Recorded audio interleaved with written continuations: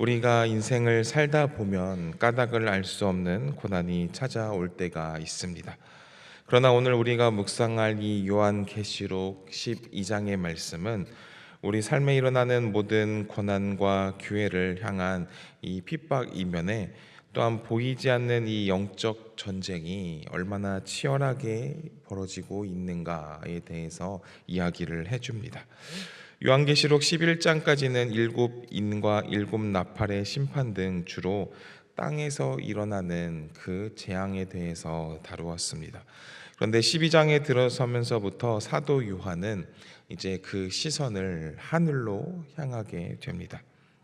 오늘 본문에는 세 가지 중요한 상징이 등장하죠. 해를 옷 입은 여자, 그리고 여자가 낳은 사내 아이, 그리고 그 아이를 삼키려는 붉은 용이 나옵니다. 사도 요한이 이 고난받고 있는 초대교회 성도들에게 이 환상을 기록하면서 보내는 이유는 명확합니다. 너희를 지금 핍박하고 있는 여러 가지 이 어려운 상황들, 특히 이 로마 제국 뒤에는 이 붉은 용, 이 사탄이 있다. 그러니 너희는 두려워하지 말아라. 그 용은 이미 하늘에서 쫓겨난 패배자이고 우리는 어린 양의 피로 이미 승리한 자다라는 이 메시지를 던지고 있는 것입니다. 오늘 말씀을 통해서 우리도 역시 우리를 쓰러뜨리려는 이 원수 마귀의 실체를 정확하게 우리가 분별하고 우리가 두려움에 떠는 것이 아니라 이미 확보된 이 승리의 확신을 가지고 넉넉히 이기는 그런 모든 성도님들 되시기를 소망합니다. 사도 요한은 하늘에 나타난 이 크고 놀라운 이적을 보게 되죠. 1절과 2절까지의 말씀을 보면 하늘에 큰 이적을 보이니 해를 옷 입고 그 발 아래에는 달이 있고 그 머리에는 12별의 관을 쓴 한 여자가 있더라. 이 여자가 아이를 베어 해산하게 되매 아파서 애를 쓰며 부르짖더라 라고 기록합니다. 여기서 말하는 이 여자는 단순히 예수님의 그 육신의 어머니 이 마리아만을 뜻하는 것이 아닙니다. 구약의 이스라엘부터 신약의 교회로 이어지는 이 하나님의 참된 백성, 곧 이 교회를 상징하는 것이죠. 교회는 이 해와 달과 12별의 영광스러운 빛으로 단장된 가장 존귀하고 아름다운 신부인 것입니다. 이 여자가 해산의 고통 속에 낳은 사내 아이는 바로 왕국을 다스리실 분 예수 그리스도를 상징하는 것이죠. 그런데 이 영광스러운 이 현장에 섬뜩한 존재가 나타납니다. 3절 그리고 4절의 말씀을 보면 또 다른 이적을 보이니 한 큰 붉은 용이 있다라고 이야기를 하죠. 그래서 이 용이 해산하는 여자 앞에서 그가 해산하면 그 아이를 삼키고자 하더니라고 기록합니다. 머리 7, 뿔 10을 가진 이 붉은 용, 즉 곧 사탄이 이 사내 아이가 태어나자마자 삼켜버리려고 입을 벌리고 기다리고 있다는 것입니다. 우리는 이 성경의 역사 속에서도 이 용, 즉 사탄의 여러 가지 많은 그 발악들을 볼 수 있게 되죠.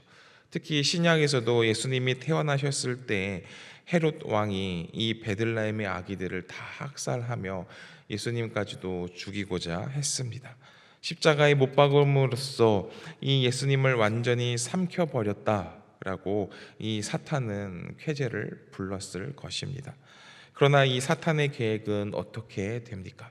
철저히 실패로 돌아가게 되죠. 5절의 말씀을 보면 여자가 아들을 낳으리니 이는 장차 철장으로 만국을 다스릴 남자라 그 아이를 하나님 앞과 그 보좌 앞으로 올려가더라 라고 기록합니다. 예수님은 십자가에서 죽으셨으나 다시 부활하셨고 그리고 사망의 권세를 깨뜨리신 후에 영광스럽게 승천하셔서 하나님의 보좌 우편에 앉으셨습니다. 용은 이 사내 아이를 삼키려고 했으나 오히려 자신의 머리가 깨어지는 그런 치명상을 입고 패배를 하게 됩니다. 이제 이 목표물을 잃어버린 이 사탄, 이 용은 누구를 공격하겠습니까? 바로 사내 아이를 낳은 그 여자, 그 땅에 남겨진 이 교회를 향해 공격의 방향을 돌립니다. 그러나 하나님께서는 이러한 일들을 그냥 방치하지 않으시죠. 6절을 보면 그 여자가 광야로 도망하매 거기서 1260일 동안 그를 양육하기 위하여 하나님께서 예비하신 곳에 있더라라고 기록합니다. 하나님은 이 광야로 이끌었다라고 기록합니다. 광야는 이 고난의 장소인 동시에 또한 하나님이 친히 먹이시고 보호하시는 이 은혜와 양육의 장소인 것입니다. 주님이 다시 오실 때까지 비록 우리는 이 세상이라는 광야에서 고난을 겪지만 결코 그 광야에 버려진 것이 아니라 하나님의 철저한 예배하심 속에 보호받고 있음을 우리는 굳게 믿어야 하는 것입니다. 사도 요한은 이제 조금 더 시점을 또 돌려서 예수님의 이 십자가와 부활 승천이 하늘에 어떤 결과를 가져왔는가를 또 묘사합니다. 7절과 8절을 보면은 하늘에 전쟁이 있으니 미가엘과 그의 사자들이 용과 더불어 싸울세 용과 그의 사자들도 싸우나 이기지 못하여 다시 하늘에서 그들이 있을 곳을 얻지 못한지라 라고 기록합니다. 하늘에서 천사장 미가엘의 군대와 이 사탄의 군대 사이에 전쟁이 벌어지게 되는 것입니다. 그러나 이 싸움은 어떻게 되나요? 시시하게 끝나게 되죠. 용이 이기지 못해서 하늘에서 쫓겨나게 된 것입니다. 9절은 이 용의 정체를 정확하게 폭로합니다. 9절에 어떻게 기록을 하나요? 큰 용이 내쫓기니 옛뱀 곧 마귀라고도 하고 사탄이라고도 하며 온 천하를 깨는 자라. 그가 땅으로 내쫓기니 그의 사자들도 그와 함께 내쫓기니라 라고 기록합니다. 에덴 동산에서 하와를 깨웠던 이 옛뱀, 참소하는 자인 이 마귀, 대적하는 자 사탄인 것입니다. 그동안 사탄은 하늘에서 여러 가지 많은 특히 이 하나님의 백성들을 참소했던 것처럼 밤낮으로 우리 또한 고발하며 저 사람이 저렇게 죄를 지었는데 어떻게 구원합니까? 라고 계속해서 참소하고 정죄합니다. 그러나 예수 그리스도께서 십자가에서 우리의 모든 죄값을 다 지불하셨기 때문에 우리는 사탄은 더 이상 우리를 고발할 이 법적 근거를 잃어버리게 된 것입니다. 그래서 그는 하늘 보좌에서 완전히 쫓겨나 땅으로 내동댕이 쳐진 것이죠. 우리가 기억해야 할 것은 이 사탄은 전능한 존재가 아니라는 것입니다. 그는 예수님의 십자가 앞에서 이미 패배한 원수인 것입니다. 지금 이 땅에서 으르렁거리는 이 사탄의 위협은 이 승리자의 포효가 아니라 쫓겨난 자의 처절한 발악에 불과하다는 것입니다. 우리는 이 사실을 명확히 알아야 이 영적 전쟁에서 기죽지 않고 승리할 수 있는 것이죠. 사탄이 내쫓기자 하늘에서는 이 장엄한 승리의 창가가 울려 퍼지게 됩니다. 그리고 우리가 어떻게 이 사탄과 싸워서 이길 수 있는지 그 영적 무기를 세 가지를 가르쳐 주는데요. 11절의 말씀을 보면 또 우리 형제들이 어린 양의 피와 자기들의 증언하는 말씀으로써 그를 이겼으니 그들은 죽기까지 자기들의 생명을 아끼지 아니하였도다 라고 기록합니다. 이 무기가 무엇입니까? 첫 번째는 바로 어린 양의 피입니다.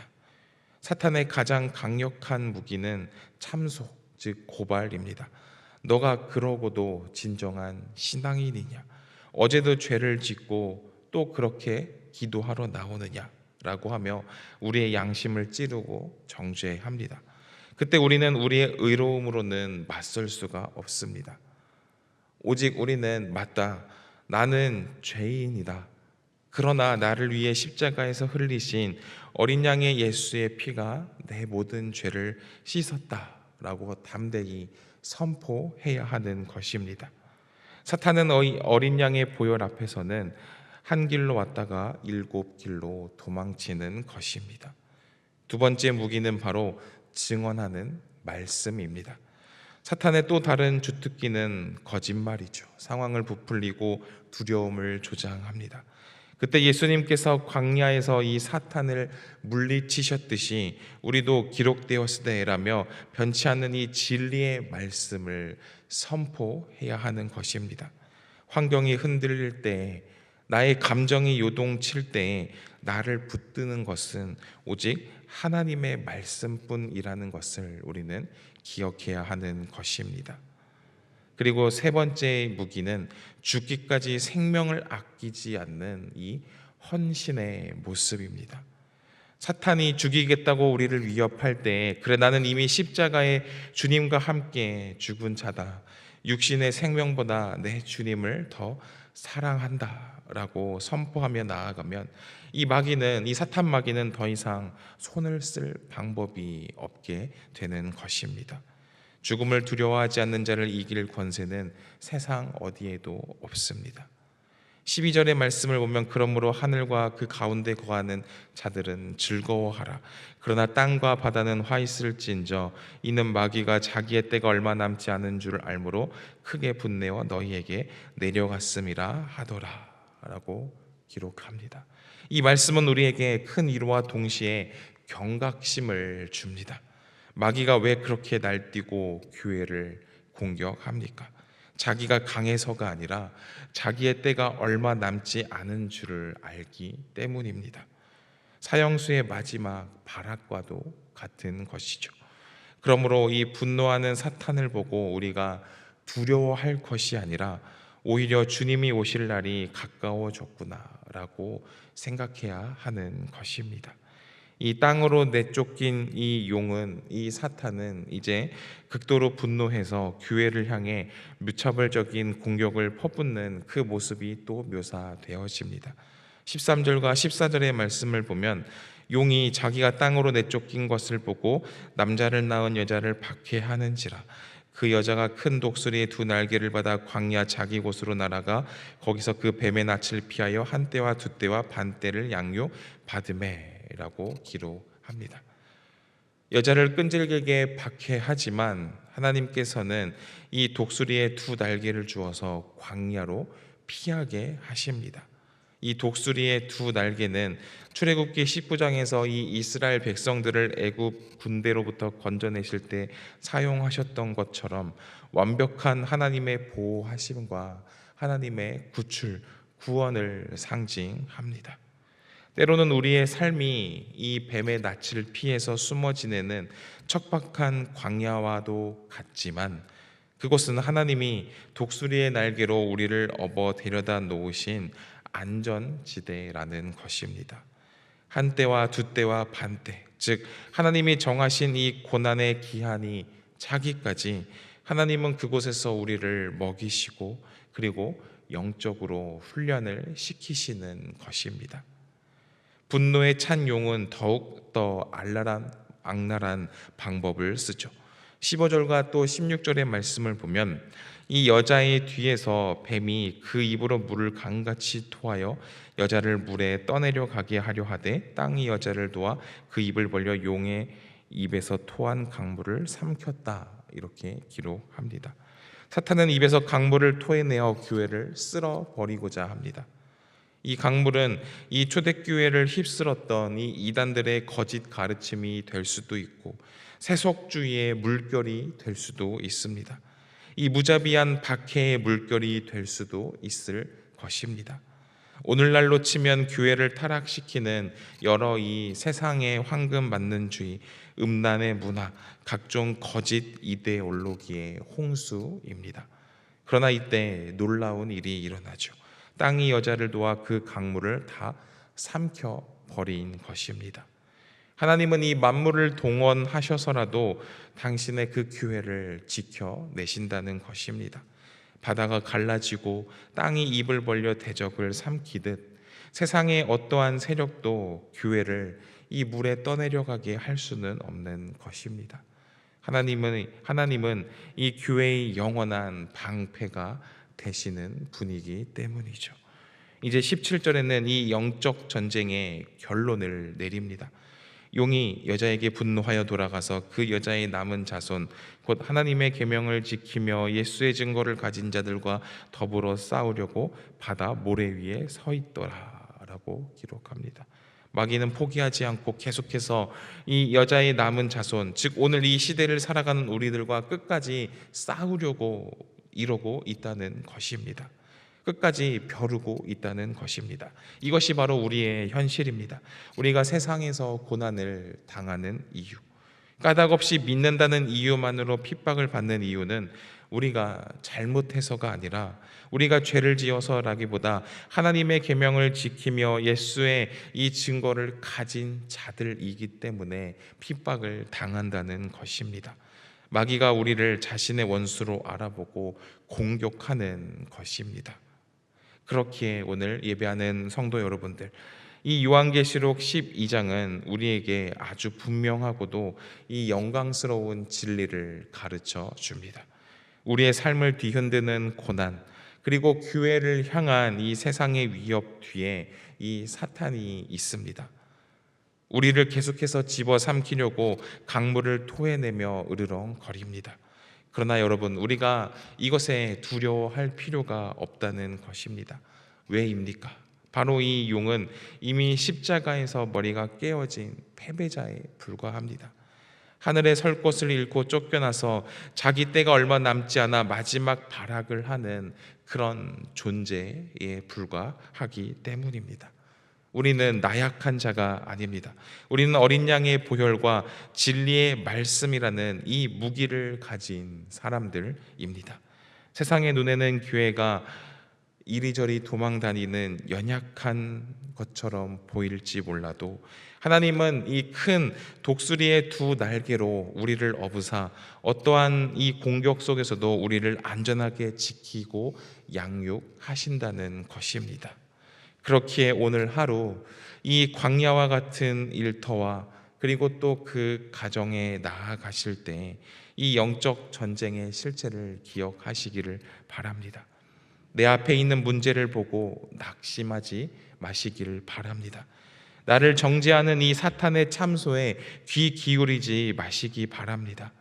오직 나를 위해 흘리신 이 어린 양 예수의 피를 의지하며 내 안에 있는 이 거짓과 탐욕, 그리고 세상의 유혹이라는 이 사탄의 강물을 넉넉히 이겨내시기를 소망합니다. 이미 이긴 싸움을 싸우는 이 거룩한 그리스도의 군사로서 오늘 하루도 담대히 이 승리의 찬양을 부르면서 나아가는 그런 모든 성도님들 되시기를 소망합니다. 기도하겠습니다. 만군의 여호와 하나님, 우리의 영원한 피난처요 산성이 되시는 그 주님을 찬양합니다. 오늘 이 말씀을 통해서 눈에 보이는 현실 이면에서 벌어지고 있는 이 치열한 영적 전쟁의 실체를 바라보게 하시니 감사합니다.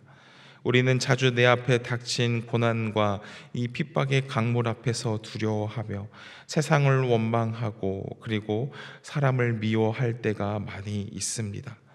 우리의 씨름이 이 혈과 육에 대한 것이 아니요 하늘에 있는 이 악의 영들을 대함임을 망각했던 우리의 영적 무지함을 용서하여 주시옵소서.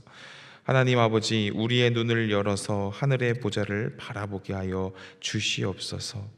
우리를 괴롭히는 이 사탄의 세력은 이미 십자가에서 패배하여 내쫓겼고 우리를 구원하시는 그 예수님께서 승리자로 우리와 함께하고 계심을 확실히 믿게 하여 주시옵소서.